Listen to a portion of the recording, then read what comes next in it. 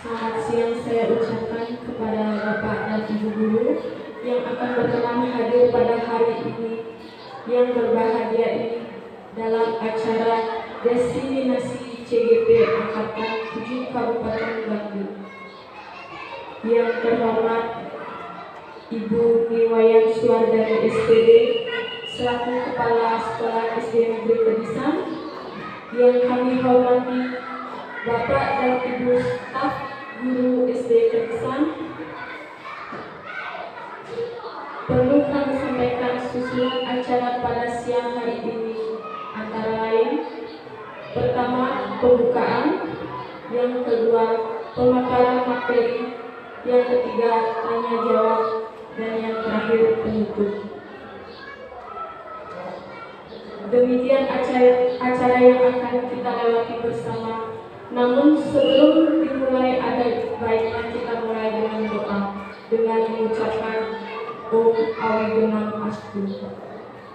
Semoga kegiatan hari ini berjalan dengan lancar dan bermanfaat untuk kita semua. Baik, Bapak Ibu Guru, untuk acara pertama yaitu acara pembukaan akan dilakukan langsung oleh Ibu Kepala SD Negeri Kedisan. Untuk Ibu, saya persilakan. Terima kasih kepada pembawa acara atas waktu. Salam Swastiastu. Yang terhormat Bapak Ibu Guru SDN Kedisan, perlu juga kami sampaikan bahwa pada hari ini ada salah satu teman kita, yaitu CPG yang melakukan desiminasi di sekolah ini. Maka dari itu yang mohon kehadiran Bapak Ibu semua untuk mengikuti teman calon guru penggerak ini, mengikuti calon guru penggerak ini apa yang dilaksanakan pada hari ini. Demikian yang dapat kami sampaikan. Om Santi Santi Santi.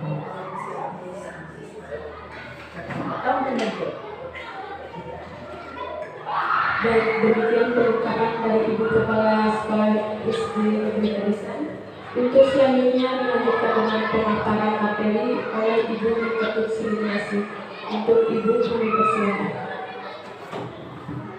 Om Swastiastu.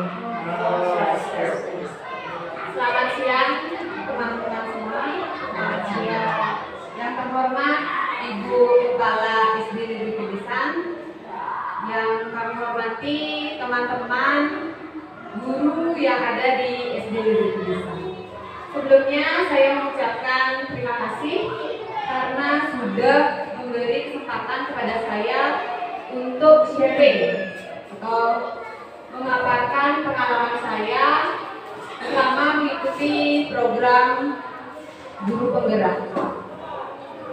Mungkin ada beberapa hal yang nanti akan saya sampaikan mengenai apa yang sudah saya peroleh selama mengikuti program ini.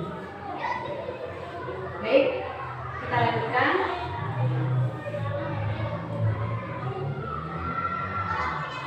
Adapun hal yang ingin saya sampaikan yaitu mengenai budaya positif di sekolah. Apa sih budaya positif itu? Budaya positif adalah keyakinan dan nilai yang disepakati yang menjadi kebiasaan bersama yang akan dilakukan secara teratur dan terus-menerus sehingga menjadi suatu pembiasaan. Adapun beberapa hal yang akan saya bahas di sini, yaitu yang pertama mengenai motivasi perilaku manusia, yang kedua tentang keyakinan kelas, terus yang ketiga adalah pemenuhan kebutuhan dasar, keempat yaitu mengenai posisi kontrol, dan yang kelima yaitu mengenai restitusi. Teman-teman semua pasti sudah mengenal gambar yang ada di depan, yaitu beliau ada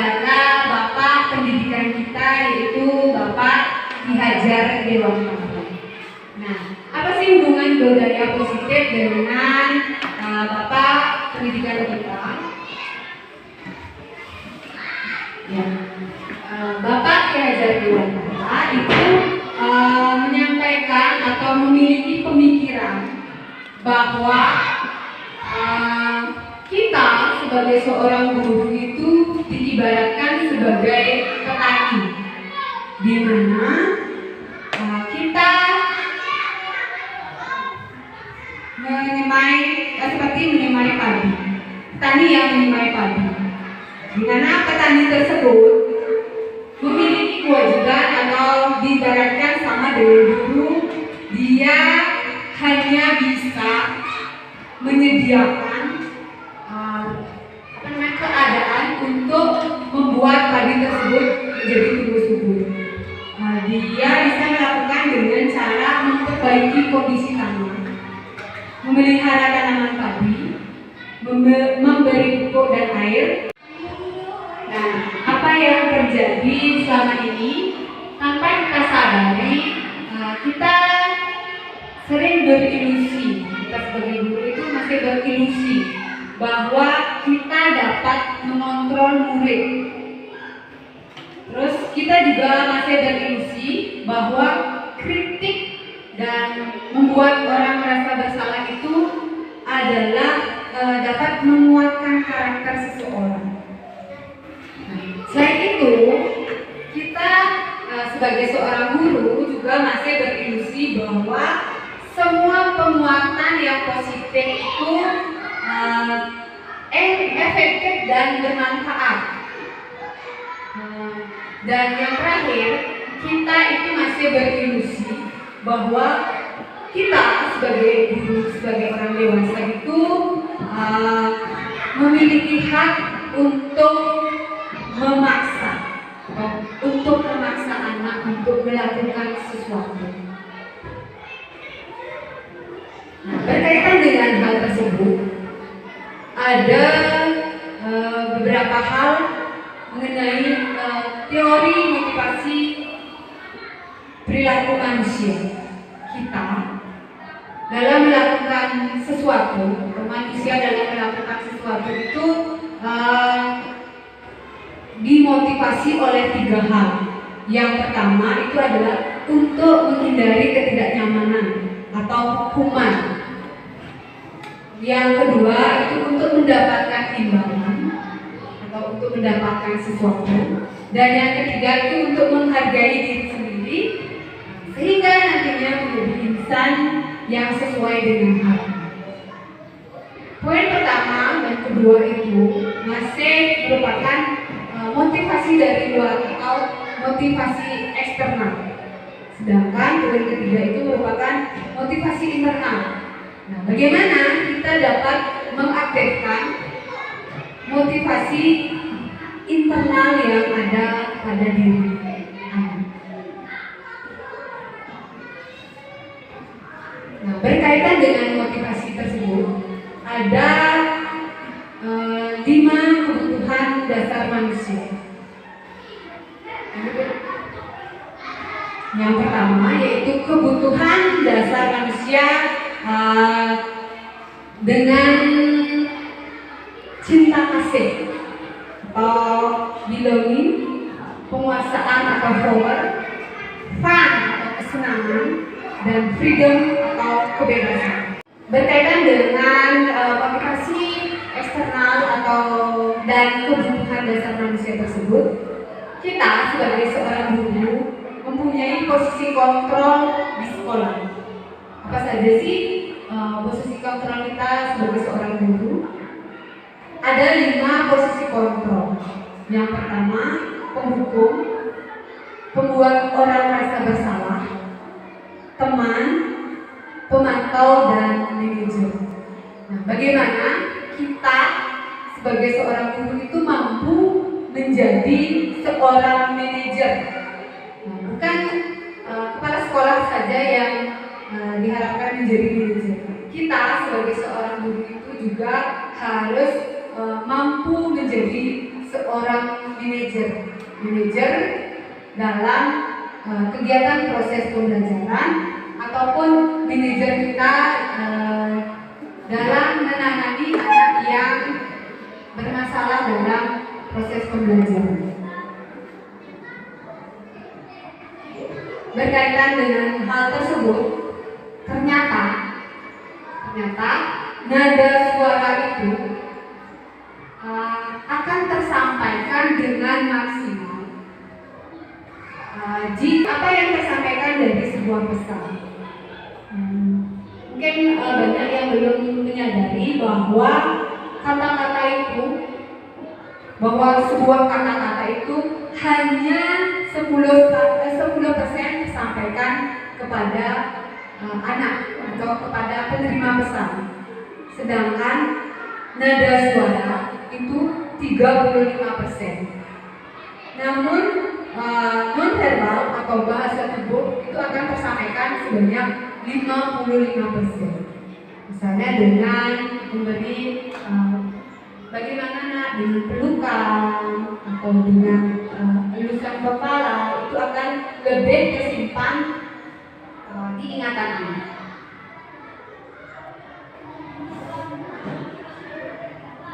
Nah, selanjutnya kita akan melakukan kegiatan nada suara. Teman-teman semuanya, mari kita pahami bersama. Selama kita menjadi guru, di mana sih posisi kontrol kita? Apakah kita sebagai penghukum, pembuat orang lain merasa bersalah, teman, pemantau, atau manajer? Nah, mari dalam hitungan ketiga, saya akan meminta teman-teman untuk menyebutkan di mana posisi kontrol kita bersama. Ya. 1, 2, 3. Terima kasih teman-teman. Kita masih berada di posisi kontrol kita yaitu sebagai teman. Nah, dalam selanjutnya, dalam kegiatan selanjutnya, diharapkan kita dapat menaikkan posisi kontrol kita menjadi seorang manajer. Selanjutnya yaitu berkaitan dengan posisi kontrol kita sebagai seorang manajer. Ada suatu pendekatan yang bisa kita terapkan, yaitu mengenai restitusi. Apa sih restitusi itu? Nah, restitusi adalah proses menciptakan kondisi bagi murid untuk memperbaiki kesalahan, sehingga mereka bisa kembali pada kelompok mereka dengan karakter yang lebih kuat. Ada 9 ciri-ciri restitusi. Yang pertama, bukan untuk menebus kesalahan, namun untuk belajar dari kesalahan. Bukan untuk mencari siapa yang salah, tapi untuk belajar dari kesalahan tersebut. Terus yang kedua, untuk memperbaiki hubungan. Kalau ada masalah pasti ada kerenggangan. Terus yang ketiga, tawaran bukan paksaan. Yang keempat, restitusi itu menuntun untuk melihat ke dalam diri. Terus yang kelima, restitusi mencari kebutuhan dasar yang mendasari tindakan. Selanjutnya yang keenam, restitusi diri adalah cara yang paling tepat, paling baik yang dapat kita terapkan dalam mengelola suatu masalah yang dihadapi oleh siswa. Yang ketujuh, restitusi fokus pada karakter bukan tindakan. Yang kedelapan yaitu restitusi fokus pada solusi, mencari solusi atau win-win solution. Terus yang kesembilan, restitusi mengembalikan murid yang berbuat salah pada kelompoknya. Nah, berikut adalah segitiga restitusi. Ada dibilang segitiga restitusi karena terdapat 3 tahapan dalam melaksanakan restitusi tersebut. Yang pertama yaitu menanyakan keyakinan, menstabilkan identitas, dan validasi tindakan yang salah. menghadirkan identitas. Nah, pada tahap ini guru membuat anak merasa gagal karena membuat salah menjadi positif terhadap dirinya, merubah pemikiran dari anak-anak yang salah itu menjadi kesalahan itu adalah sesuatu yang dapat menjadi positif, ada maknanya dari kesalahan tersebut. Nah, misalnya dengan mengatakan bahwa berbuat salah itu hal yang manusiawi, terus tidak ada manusia yang sempurna. Bapak Ibu juga berbuat salah. Nah, kita pasti bisa menyelesaikan permasalahan ini. Itu validasi tindakan yang salah.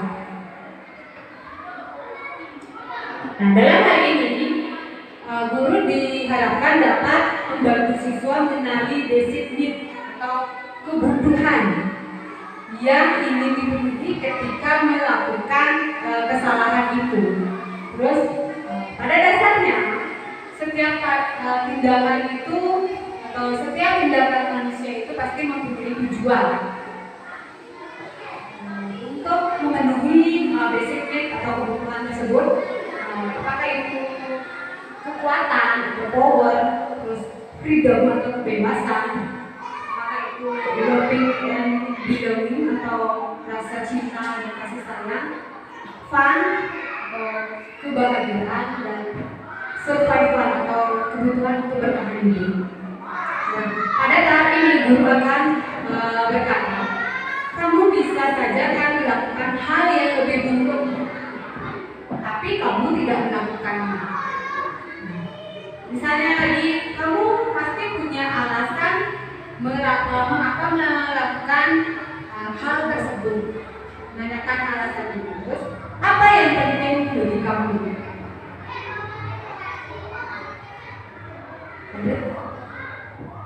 Nah, maukah kamu belajar cara lain untuk mendapatkan yang kamu butuhkan tanpa harus mengumpul?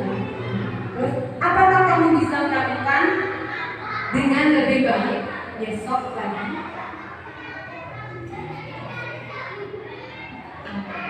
Yang terakhir yaitu dengan menanyakan keyakinan.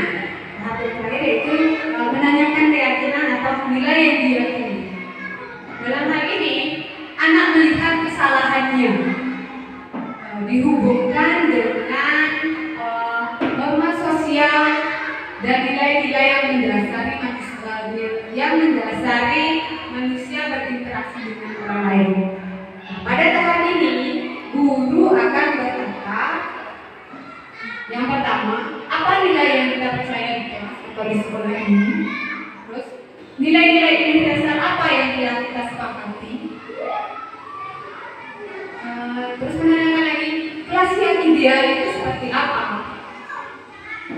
Terus, apa sih yang yang kamu rasakan? Ketika kamu melakukan itu, kamu menjadi yang seperti apa? Apakah kamu senang melakukan hal itu?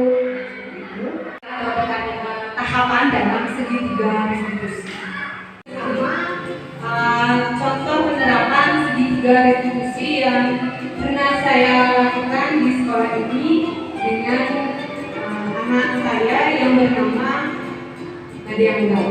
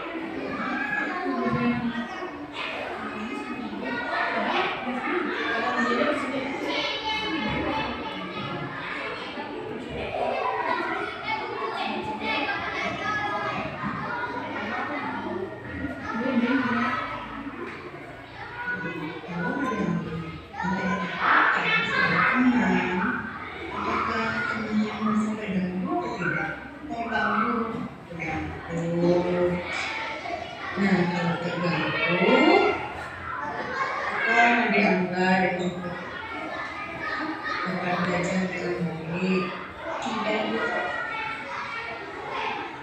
Nah, ibu paham kalian masih suka begini, ibu juga masih suka begini. Jadi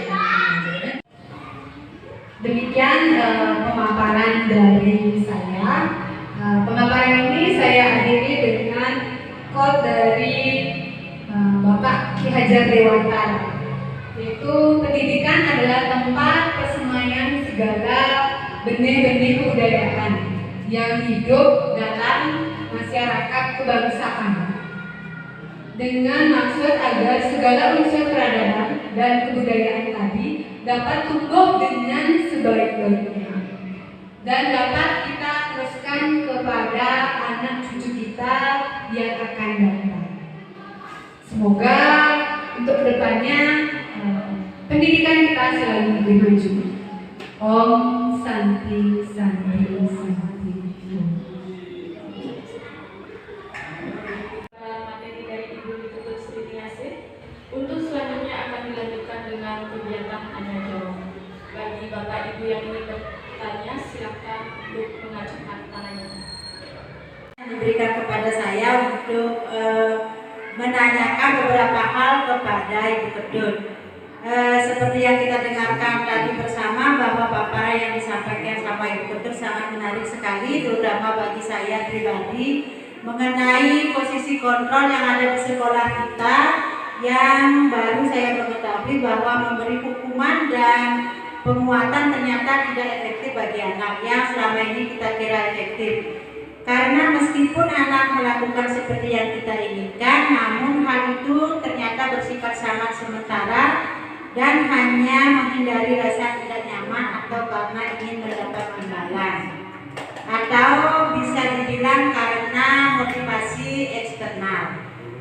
Nah, dari paparan tadi yang ingin saya tanyakan adalah, jika kegiatan restitusi itu sudah dilakukan di sekolah kita, namun belum dapat mengubah perilaku anak, apa yang harus kita lakukan? Demikian pertanyaan saya, terima kasih. Baik, terima kasih Dodo atas pertanyaannya. Mungkin awalnya itu juga merupakan pertanyaan dari diri saya juga, awalnya seperti itu ya. Tapi kita harus pahami bahwa apapun yang kita lakukan itu tidak mungkin bisa dilakukan secara instan. Pasti harus ada proses yang berkelanjutan. Nah, jika kegiatan itu atau kegiatan restitusi itu sudah dilakukan, tapi belum menunjukkan perubahan atau ada perubahan dari serta diri kita, yang harus kita lakukan adalah melakukannya atau mencoba lagi untuk melakukan hal tersebut. Namun, jika sudah 2, 3, 4, sampai 5 kali kita melakukan hal tersebut, tapi belum juga ada perubahan atau menunjukkan perubahan pada diri anak, nah kita bisa menurunkan posisi kontrol kita. Mungkin kita bisa mengkombinasikan dengan sebagai pemantau atau sebagai teman dari peserta didik. Demikian Bu Dok, mungkin ada lagi hal yang lain yang ingin ditanyakan? Baik, demikian untuk sesi tanya jawab. Apakah dari Bapak atau Ibu guru ada yang ingin ditanyakan kembali? Silakan. Baik, karena tidak ada yang ingin ditanyakan kembali, maka dapat disimpulkan bahwa sebagai seorang guru harus mampu memposisikan diri sebagai manajer, baik dalam pembelajaran ataupun dalam menangani anak yang mengalami kesulitan atau masalah belajar, yang salah satunya dapat dilakukan dengan menerapkan segitiga restitusi. Demikianlah kegiatan ini telah kita lewati bersama, semoga bermanfaat untuk kita semua.